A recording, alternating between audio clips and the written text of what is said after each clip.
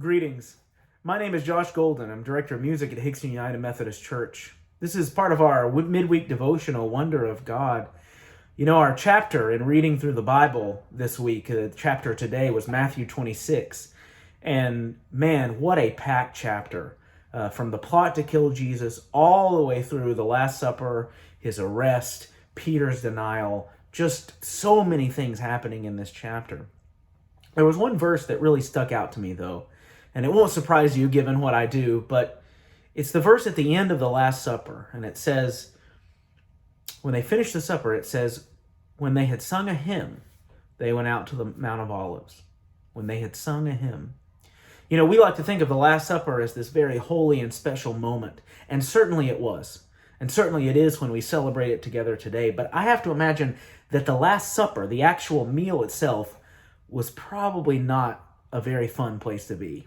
It probably wasn't the typical celebratory meal I like to think about with Jesus and his disciples laughing around the table as they rested from their ministry and the work of the day. It was probably a very different place. You see, for chapters before this, Jesus has been telling the disciples some pretty horrible things that were going to happen.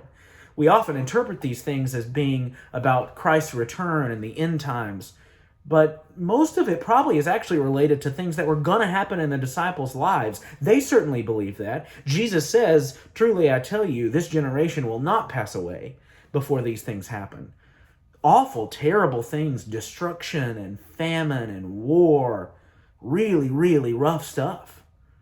And the disciples are hearing all of this and they're a bit confused.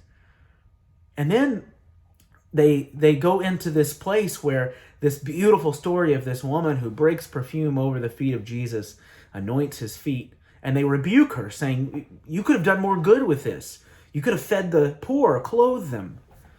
And Christ rebukes them. He rebukes his male disciples and lifts up this female for what she has done. And he says something a little confusing. He says, "You'll always have the poor, but you won't always have me. She's preparing me for burial."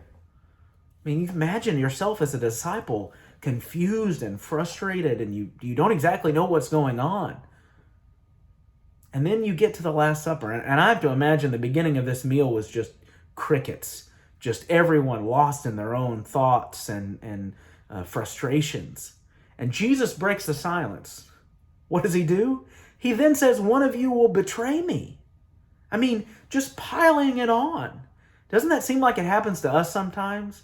Bad things just pile on, like we win the lottery of bad stuff, piling on one after another, especially in the last year and a half. But you know what happens then? Jesus stands up and he breaks bread and he says, "Let me share myself, my body with you." He takes the cup and he pours wine into it and he says, "This is my blood. Let me tell you about the forgiveness of your sins."